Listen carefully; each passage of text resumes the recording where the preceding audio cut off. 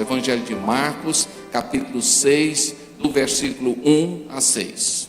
E eu queria que a gente pudesse ler esse texto belíssimo da Bíblia, tá bom? As crianças que estão aqui podem se dirigir mais uma vez à área infantil para estar lá participando do culto, ok? Vamos lá, Evangelho de Marcos, capítulo 6, de 1 a 6. Vamos fazer a leitura. Saiu Jesus dali e foi para a sua terra, e os seus discípulos o seguiram.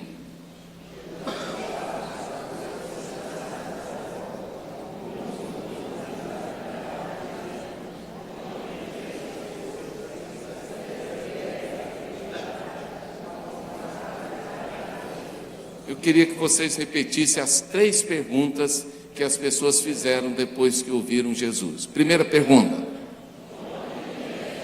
Segunda pergunta. Terceira pergunta. Não é este o carpinteiro, filho de Maria, irmão de Tiago, de José, de Judas e de Simão? E não estão aqui entre nós suas irmãs? E escandalizavam-se dele.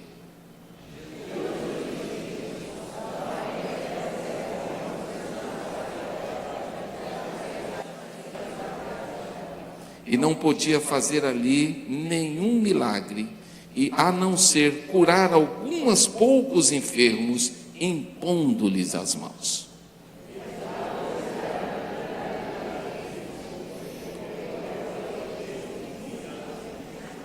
Que Deus abençoe a leitura da sua palavra em nossos corações. Amém? A palavra do Senhor nos diz que Jesus foi criado em Nazaré. Ele viveu a sua infância e a sua juventude em Nazaré. Isso significa que Jesus passou ali quase 30 anos. Irmãos, o povo de Nazaré teve a maior oportunidade que alguém poderia ter tido em termos de convivência com Jesus. Se você pensar no ministério de Jesus, que foi realizado durante 3 anos, você vai ver Jesus passando por várias cidades. Várias vezes passou por Cafarnaum, várias vezes passou por Jerusalém, várias vezes passou por Betânia, várias vezes passou por vários lugares. Mas, irmãos, este lugar chamado Nazaré foi o lugar onde ele mais esteve durante a sua vida. Isso significa que aqueles que moraram em Nazaré puderam ver no rosto de Jesus a glória de Deus. E eles podiam ver quanto? Durante 30 anos. Não é possível que um morador de Nazaré não conhecesse Jesus. Era impossível, porque Jesus era conhecido na cidade como carpinteiro. O pai era carpinteiro e ensinou o pai, José, pai humano, né? Sabemos disso, mas ensinou a Jesus o ofício da carpintaria. E evidentemente a cidade inteira conhecia Jesus. As pessoas todas ali conheciam Jesus. Mas o texto bíblico diz que chegou um dia em que Jesus entrou na sinagoga de Nazaré. E naquele dia em que ele entra na sinagoga de Nazaré, e a sinagoga é o lugar onde reuniu os judeus para adorar a Deus, né? E o texto bíblico diz que naquele dia em que Jesus entrou na sinagoga em Nazaré, ele surpreendeu todo mundo daquela cidade. Porque para a sinagoga iam muitas pessoas da cidade, a maioria dos homens estavam na sinagoga, eles estavam lá para adorar a Deus, e muitas mulheres também participavam. O texto bíblico diz, e a palavra de Deus fala que Jesus entra na sinagoga, e naquele dia ele abre um texto bíblico e lê esse texto. Eu quero que vocês vão comigo a Lucas capítulo 4 agora, Evangelho de Lucas capítulo 4. O texto bíblico diz, Jesus morando lá, aí chega um dia que Jesus entra na sinagoga, e o texto bíblico fala, e a palavra do Senhor fala, de Lucas 4,16, chegando a Nazaré, onde fora criado, entrou na sinagoga no dia de sábado, segundo o seu costume, e levantou-se para ler. O texto bíblico diz, ele lê assim, foi-lhe entregue o livro do profeta Isaías, e abriu no lugar onde estava, o lugar em que estava escrito. E aí ele vai ler, ele lê Isaías 61, 1 e 2. Vocês vão ler para mim o que Jesus leu na sinagoga de Nazaré. Podem ler.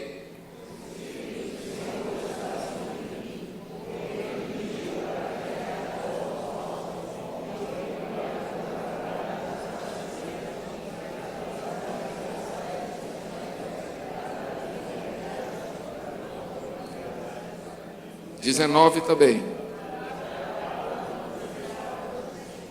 Agora o 20.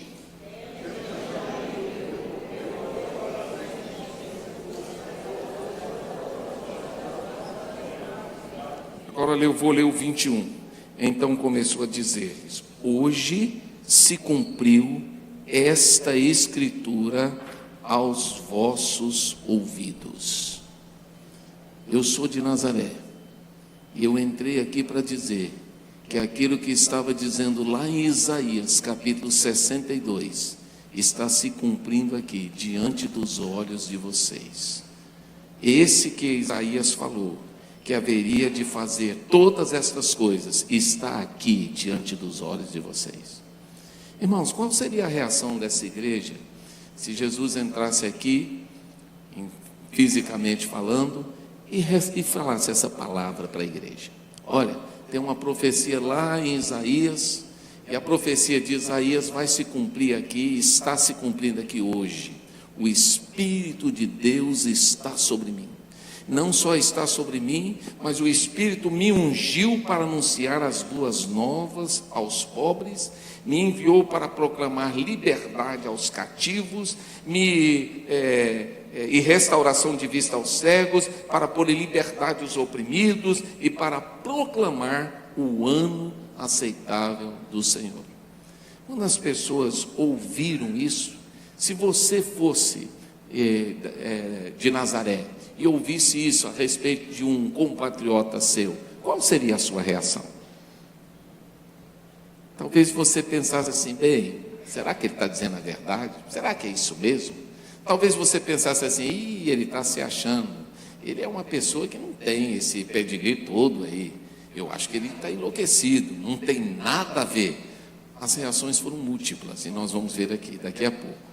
O texto bíblico diz que quando Jesus entra e faz essa leitura aqui, ao invés daquelas pessoas dizerem: puxa vida, será que Deus realmente separou esse nazareno aqui para fazer isso? Será que Deus separou esse homem para ser esse instrumento de poder na nossa cidade? A palavra de Deus diz que não foi isso que aconteceu, não. O texto bíblico diz, e aí você vai acompanhar comigo agora, que em seguida, o texto bíblico lá no versículo 28, lê para mim o 28 e o 29, o que aconteceu em Nazaré, quando Jesus leu o texto e disse: a profecia se cumpriu diante dos olhos de vocês. Versículo 28 e 29, lê.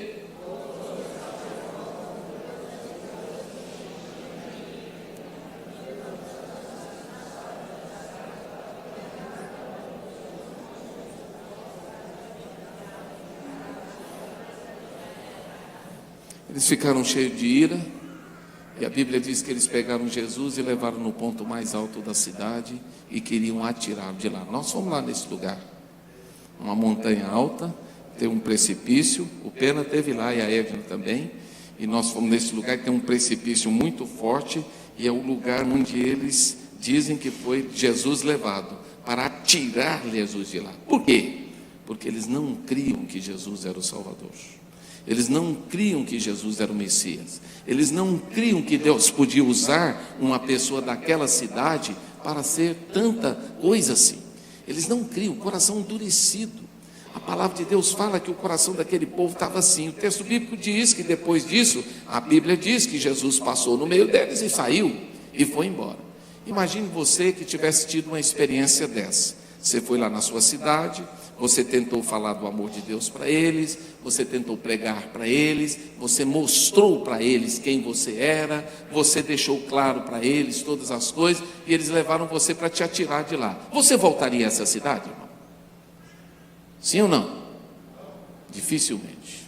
Dificilmente eu voltaria, você voltaria, nós voltaríamos, mas Jesus voltou. E aqui, texto de Marcos, capítulo 6, Jesus está voltando à sua cidade. O que nós aprendemos com isso? Que mesmo que nós sejamos rejeitados, mesmo que a palavra que Deus colocou no nosso coração, ela não seja ouvida naquele momento, em algum momento ela será. Por isso, irmãos, nós não podemos deixar de falar, nós não podemos deixar de pregar, nós não podemos deixar de testemunhar, nós não podemos deixar de influenciar pessoas. Jesus poderia ter desistido de Nazaré, da sua própria cidade. Ele poderia ter dito: aquele povo não tem jeito não, aquele povo não tem recurso para eles, aquele povo está condenado ao inferno. Mas o texto diz que Jesus está voltando a Nazaré. Ele decide ir lá de novo, e o texto bíblico diz que ele entra na sinagoga. E nesse dia que ele entra na sinagoga, a Bíblia diz que ele vai então pronunciar a palavra de Deus. Ele usa da palavra e ele começa a ensinar as pessoas que estão ali em Nazaré. E ele fala do poder dele, ele fala da graça dele, ele fala do evangelho, ele fala de tantas as coisas. Agora a reação é outra. Olha a reação dos nazarenos diante da palavra de Jesus. Primeira reação, admiração. A admiração deles. Eles dizem assim, que as pessoas perguntavam entre si, de onde vêm essas coisas? Admiravam-se dele falar, e eles ficavam pensando, mas de onde vêm essas coisas? Quem é que ensinou ele? Nós não vimos aqui nenhum grande rabino ensinando este homem. Nós não vimos aqui ele participando de alguma escola profética famosa, como Hillel ou qualquer outro. Nós não vimos nada disso. Esse homem está ensinando aqui, de onde vem isso? Certamente as pessoas perguntarão, de onde é que vem aquele que Deus colocou no nosso coração? Vem do Espírito. O que Jesus falava para eles vinha do Espírito. O Espírito de Deus gerou no coração. Mas além da admiração, há um espanto. E o espanto vem quando eles perguntam assim, que sabedoria é essa?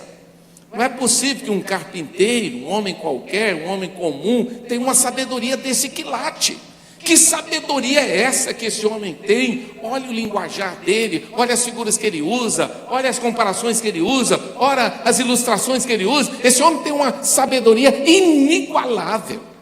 Mas havia outros que estavam ali cheios de curiosidade e diz assim, como é que ele pode fazer milagre? Como é que ele pode fazer milagre com as suas mãos? Ele é carpinteiro, ele é uma pessoa qualquer, não é possível que esse homem faça milagres. Veja, havia admiração, havia espanto, havia curiosidade, mas ao mesmo tempo havia desconfiança. O espírito de incredulidade estava sobre aquela cidade, sobre aquele povo. E eles começaram a desconfiar. E eles disseram assim, peraí, mas ele não é o carpinteiro, o filho de Maria? Naquela época ninguém era chamado como filho de sua mãe. Sempre era filho de seu pai. Alguns historiadores dizem que ele era chamado aqui filho de Maria, porque José já era morto.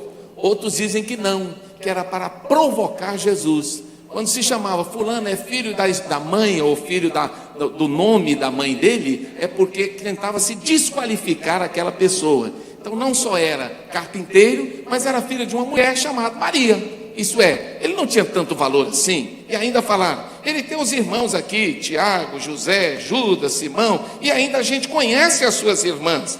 E eles ficaram escandalizados. Não é possível que um homem desse quilate seja usado por Deus.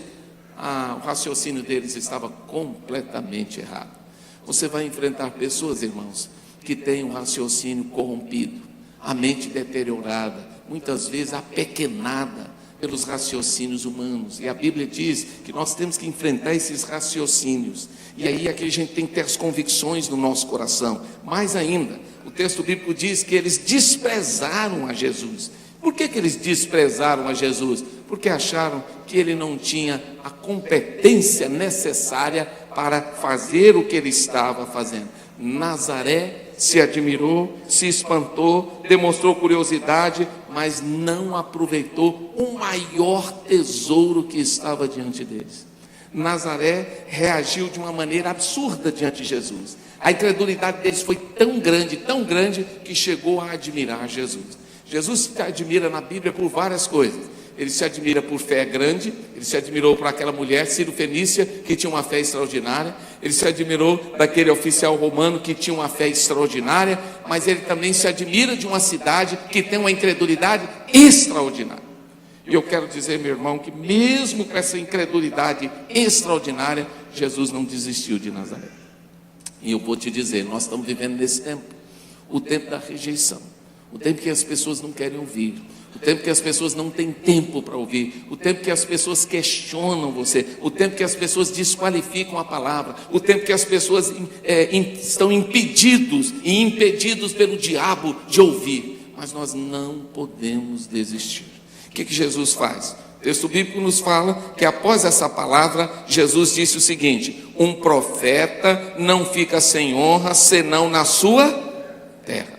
Primeira coisa, olha, vocês estão achando que eu estou preocupado? Eu sei que santo de casa não faz milagre. Em outras palavras, o que Jesus disse, eu sei que vocês estão olhando para mim e não estão me dando valor, mas eu não desisto de vocês. Mesmo vocês não dando o valor devido a mim, eu estou aqui para falar. Mas Jesus não cita só o povo da sua terra. Quem ele cita mais? Olha aí na Bíblia.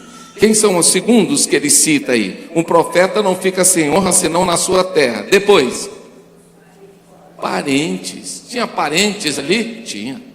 É possível que tem parentes nossos que não dão valor à nossa fé? Sim. Tem parentes nossos que não estão nem aí para o que você crê, eu creio, para o que nós cremos. Não estão. E Jesus está falando dos seus parentes. Olha, tem parente meu que está aí me ouvindo, está me julgando, me condenando e dizendo que eu não sou nada do que eu sou. Mas eu não desisto de você, mesmo que isso. Mas ele vai refinar a palavra. Ele fala da terra, ele fala dos parentes e depois ele vai para onde? Para a sua casa. E eu vou mostrar por que ele fala da casa dele. Abre a sua Bíblia, por favor, lá em Evangelho de João comigo, versículo 7, capítulo 7. Olha por que ele fala da casa. João,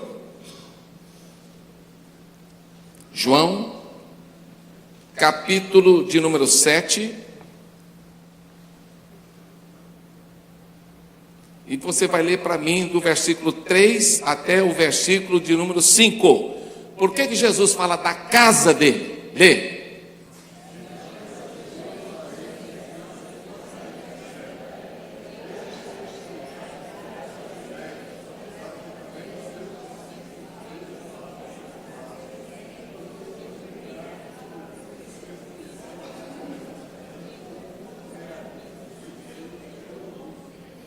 Qual é a frase que está escrita aí no versículo 5? Porque os seus irmãos não criam nele. Então aqui fica mais uma vez claro que os irmãos de Jesus não são os discípulos, que os discípulos criam. Que irmãos que ele está falando aqui? João está falando. Os irmãos carnais. Os irmãos carnais dele não criam nele. Por isso que Jesus falou que o profeta não fica sem honra na sua terra, entre os seus parentes e na sua casa. Porque os seus irmãos não criam nele. Irmãos, é possível que haja incredulidade dentro da nossa casa? É possível que filhos não creiam, parentes não creiam, parentes não, filho, esposa. Agora nós vamos desistir? Não. Nós temos que continuar falando, pregando, anunciando, testemunhando. E é isso que a palavra de Deus diz. Jesus não deixou de pregar na sua cidade, porque ele sabia que a nação, que aquele povo da terra não cria, que sua parentela não cria, e nem seus irmãos criam. Ele disse, eu vou continuar. E sabe por que ele continuou? Agora eu quero chamar vocês a Atos dos Apóstolos, capítulo 1. E vocês vão abrir para mim lá. Nós estamos caminhando para o final. Atos dos Apóstolos, capítulo 1. Por que ele continuou? Porque ele sabia o que ia acontecer, irmãos. E eu quero que vocês leiam para mim Atos capítulo 1, versículo 13 e 14. Quando nós não desistimos, meus irmãos, Deus dá a bênção, Deus dá a vitória. O que nós não podemos é recuar. Nós temos que avançar, e nós temos que falar e pregar, e a tempo e fora de tempo, e todo minuto semear. Olha o que está escrito em Atos capítulo 1, 13 e 14. Lê.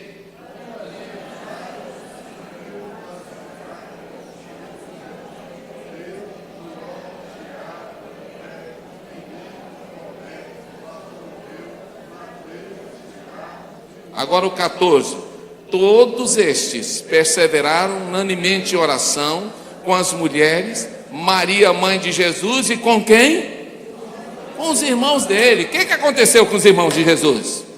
Eles converteram, meus irmãos. Mas eles converteram por quê? Porque Jesus não desistiu de Nazaré.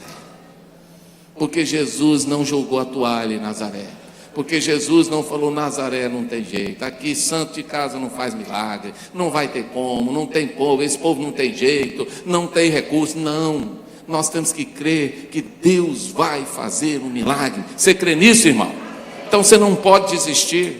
não pode desistir de orar, não pode desistir de evangelizar, não pode desistir de dar um livrinho, não pode desistir de fazer uma oração, não pode desistir de ir lá, de chamar, de trazer a pessoa. Não pode. Porque se você desistir, você dá a oportunidade do diabo fazer a obra. Mas se você insiste, Deus é quem vai fazer a obra. O texto bíblico ainda nos fala, e eu quero chamar vocês para Marcos capítulo 6. O texto diz que Jesus disse isso, mas lá no versículo 5, a primeira frase, tem uma frase aí que é tremenda. Que frase é essa que está aí no versículo 5 de Marcos capítulo 6? Lê para mim, a primeira frase do versículo 5, diz o quê? E não podia fazer ali nenhum milagre. Você já pensou? Uma cidade tão fechada para Deus, que ela impedia os milagres de Deus na vida dela. Uma cidade que é capaz de colocar um escudo contra milagre, um escudo para que não haja milagre, uma proteção para que não haja milagre. E essa proteção e esse escudo era a incredulidade deles. O texto bíblico diz isso. Não que Jesus não tivesse poder, ele tinha poder para fazer, não tinha dúvida. Não havia nenhum impeditivo ao poder dele, mas a resistência era tão grande que não havia fé naquele povo. O coração deles endurecido, o coração deles completamente cauterizado pelas suas vãs maneiras de pensar, era empecilho. Irmão, tem lugar que a gente vai assim. Tem lugar que nós vamos entrar que a gente vai sentir que tem uma aura de satanismo no lugar. Tem um lugar que você vai entrar que você já sente o ambiente pesado. Parece que tem um escudo que nada entra. Mas eu quero dizer para os irmãos que a palavra do nosso Deus, ela é poderosa. E nós não podemos recuar, mesmo que haja esse escudo. Mesmo que as pessoas não queiram, mesmo que as pessoas resistam, nós temos que ir adiante. Porque a palavra do Senhor diz que nós não podemos recuar diante dessas dificuldades, não. Elas virão, elas acontecerão na nossa vida, sim. Mas e o que Jesus faz, então, diante desse escudo vamos dizer assim, que se prevenia, a cidade se prevenia com esse escudo, e ali não podia acontecer milagre. O que Jesus fez? Vamos ler o versículo 5, e aí o texto bíblico vai nos dizer, a não ser o quê? A não ser curar poucos enfermos e impondo-lhes as mãos. O que quer dizer isso? Que não era a cidade toda. Que mesmo que houvesse ali uma resistência muito grande, tinha gente ali necessitada naquela cidade? Sim. E eu quero dizer uma coisa para você, sempre vai ter alguém necessitado onde você for. Você crê nisso? Sempre vai ter uma pessoa no hospital que vai querer uma oração. Sempre vai ter um vizinho que vai querer te ouvir. Sempre vai ter um amigo que vai dizer, rapaz, eu nunca ouvi isso. Sempre vai ter alguém que vai falar assim, puxa, mas isso que você me deu aqui, esse folheto que você me deu, foi muito joia para mim. Ou sempre vai ter alguém que vai falar, olha, aquele telefonema que você me deu mudou a minha vida. A resistência existia. As pessoas criticavam Jesus, os seus parentes não davam ouvido, a cidade não estava nem aí, os seus irmãos não criam nele, mas havia gente que precisava dele. E aí o que ele faz? Ele cura e impõe as mãos sobre poucas pessoas. Poderia ter sido sobre a cidade toda? Poderia. A cidade toda poderia ter sido abençoada? Poderia, mas foi sobre poucas pessoas, porque o endurecimento do coração deles era tremendo. E aí eu quero terminar. O texto bíblico fala, e admirou-se de quê? Lá no versículo número 6, e admirou-se de quê? Da incredulidade deles. Irmãos, e quem deveria Jesus esperar uma reação diferente?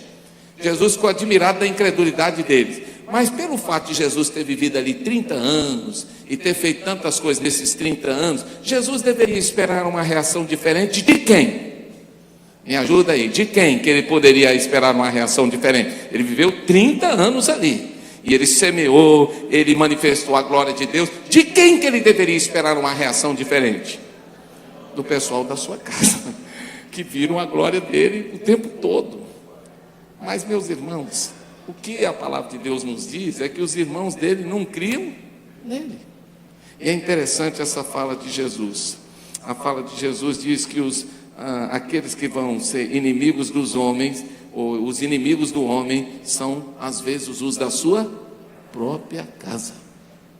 Própria casa. Os inimigos. Então eu quero dizer uma coisa para você. Poderia Jesus esperar? Poderia. mas na sua casa não veio. Talvez você esteja esperando que alguém que você investiu a vida toda retorne, mas não vai retornar. Nem por isso você vai desistir. Jesus deveria esperar de quem mais? Um retorno ali daqueles 30 anos que ele passou ali. De quem mais ele deveria esperar? Dos parentes. Ele conviveu com os parentes, comeu churrasco, almoçou, jantou. Eles viram, estava ali com eles, né? Muitos pediram favor a Jesus. Jesus deve ter feito um monte de móveis para eles de graça, não cobrou nada, né? E no entanto, o que os parentes fizeram? Foram contra, não aceitaram. Ele deveria ter esperado dos amigos? Sim, porque Jesus tinha amigos também. No entanto, os amigos não vieram. Isso nos mostra o quê? Que às vezes, irmãos, nós ficamos esperando das pessoas alguma coisa que não virá, mas nem por isso nós vamos desistir deles. Mesmo que eles não dêem a resposta naquele tempo que nós esperamos, uma hora eles darão, uma hora virá. Talvez não seja na sua geração, seja na próxima, né? Talvez alguém vai colher esse fruto, mas não desista dele. Você não pode desistir, porque se você desistir, essas pessoas vão perder a oportunidade de Deus. Termino. Nazaré perdeu a maior oportunidade que eles jamais tiveram. A oportunidade de receber o seu principal munícipe, ou o seu principal cidadão, que era Jesus. Por quê? Por falta de discernimento sobre a verdadeira identidade de Jesus. Nazaré não conseguiu conhecer Jesus como ele era. Viveu 30 anos do lado de Jesus, mas não conheceu o Jesus com quem eles conviveram. Irmãos, será que nós não vivemos a mesma realidade? Pessoas que estão 30 anos sentados no banco da igreja, 30 anos ouvindo a palavra, 30 anos com a Bíblia na mão, 30 anos. Nazaré não descobriu a verdadeira identidade de Jesus. Eles olhavam para ele apenas como um carpinteiro, e ele era mais do que um carpinteiro. Ele seria aquele que morreria na cruz para salvar todos eles. E eles não conseguiram isso. Segundo, Nazaré perdeu a oportunidade porque questionou a capacidade de Jesus. Falou, ele é pequeno demais para o que ele está falando. Ele é pobre demais pelo que ele está oferecendo. Ele é uma pessoa ínfima demais para o que ele está apresentando. Nazaré subestimou Jesus. Tem gente que vai subestimar Jesus. Tem gente que vai apequenar Jesus pela falta de discernimento espiritual. Mas nem por isso vamos deixar de falar. E por último, Nazaré perdeu a maior oportunidade da sua vida, porque eles só enxergaram o homem, não enxergaram o Deus presente que estava ali, o Emanuel que estava na cidade. O Emanuel estava na cidade deles. Emanuel passou 30 anos ali, e eles não conseguiram enxergar o Deus Emanuel em Jesus. Eles só conseguiram enxergar o homem, só o homem, porque o nível que eles enxergavam era só esse. Eles não conseguiam ver nesse nível. Você vai conviver com pessoas assim, que só enxergam dinheiro, que só enxergam valores, que só enxergam corrupção, que só enxergam coisas nesse nível. Nunca enxergam nesse, porque eles não estão ligados a Deus nesse nível. E é por isso que você e eu não podemos desistir. A rejeição existe. Já estamos vivendo no tempo da rejeição, do desprezo e da falta de visibilidade espiritual. Mas nós não podemos desistir. Lembra da palavra, eu quero terminar com ela, que Natanael deu quando falaram que Jesus estava vindo, lá em João 1,46. Vamos ler? Por favor, abra sua Bíblia em João 1,46, para vocês verem como aquelas pessoas... qual é o conceito que aquelas pessoas tinham de Nazaré, que era um pequeno lugar, não era uma grande cidade. Apesar da Bíblia chamar de cidade, é um pequeno lugar. Quando a Bíblia diz que Filipe achou Natanael, ele deu uma palavra a respeito de Jesus. Evangelho de João, capítulo 1, versículo 45. Vocês vão ler o 46, tá bom? Eu vou ler o 45. Filipe achou Natanael e disse: acabamos de achar aquele que escreveu Moisés na lei e os profetas, inclusive o Isaías, Jesus de Nazaré, filho de José. Olha a referência. A referência é que Jesus é de onde? Nazaré. E ele é filho de quem? De José. Ninguém era chamado de filho pelo nome da mãe. Ninguém. Era filho sempre do José, do Pedro, do João, que era assim uma forma de honrar o nome da pessoa. Olha o preconceito do Natanael. Lê.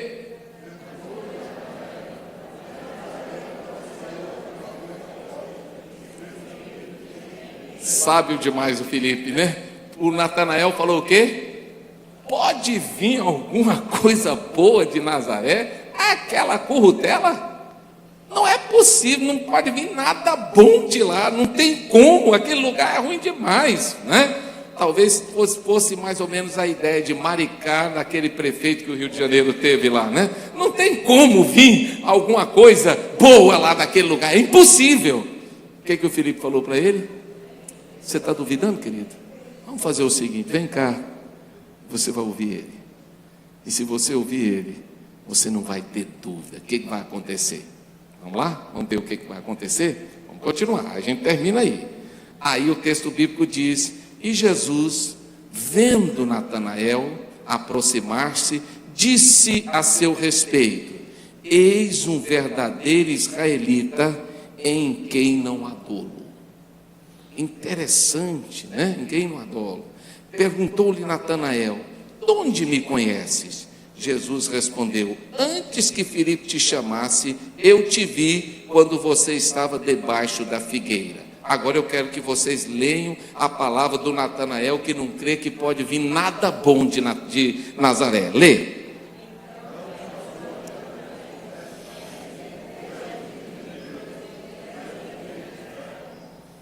Mudou da água para o vinho, né, irmãos? Chamou Jesus de quê? Rabi. Rabi significa instrutor, professor, conhecedor. Depois chamou ele de quê? Deus, filho de Deus. E depois falou que ele era o quê? Rei de Israel. Por que ele mudou tanto? Porque Jesus falou assim: Natanael, eu te conheço. Você não me conhece, mas eu te conheço. Eu sei quem você é. Você é um israelita de primeira. Mas como é que você está falando isso? Você nunca me viu? Eu te vi sim. Eu te vi antes de você encontrar com Filipe. Você estava debaixo da figueira. E talvez o texto bíblico não diz, mas eu acho que Jesus tem até dito: sei até o que você falou. Quer que eu te falo? Quando Jesus dá essa palavra, ele disse assim: eu não estou diante de um qualquer. Agora eu sei a identidade desse homem. Esse homem é Rabi, ele é filho de Deus e ele é o rei de Israel. Irmão, o que nós temos que dizer para aqueles que são nazarenos é: vem ver. O tempo é o tempo de rejeição. O tempo que vivemos é o tempo da dúvida. O tempo que vivemos é o tempo da incredulidade. Mas não é o tempo de desistirmos, é o tempo de avançarmos, porque é agora que é a hora de levarmos a esperança que é Jesus. Você crê nisso? Fique de pé então, vamos orar finalizando a palavra nessa manhã. Eu queria pedir que você orasse agora. Eu queria que você orasse com a pessoa do lado, para que Deus abençoe a casa dele, a parentela dele, a família dele, aqueles que estão ao redor dele. Ore pela pessoa do lado, ore em voz alta, e a pessoa vai orar por você também, para que Deus também abençoe a sua casa, abençoe os seus parentes, os seus amigos, para que eles sejam impactados pelo poder de Deus. Irmão, não desista deles, não desista daquelas pessoas que fecharam o coração, não desista daquelas pessoas que disseram não para você, não desista, porque eles virão, Deus vai tocar no coração deles. Então, ore pela pessoa do lado agora. E essa pessoa vai orar por você também, para que Deus te encha de poder, de graça, de autoridade, de vigor, de unção, para que você seja Filipe e diz: vem ver o Jesus que eu sirvo, vem ver o Jesus que eu amo, vem ver o Jesus que transformou a minha vida, vem ver. Certamente o milagre vai acontecer naquele que vê.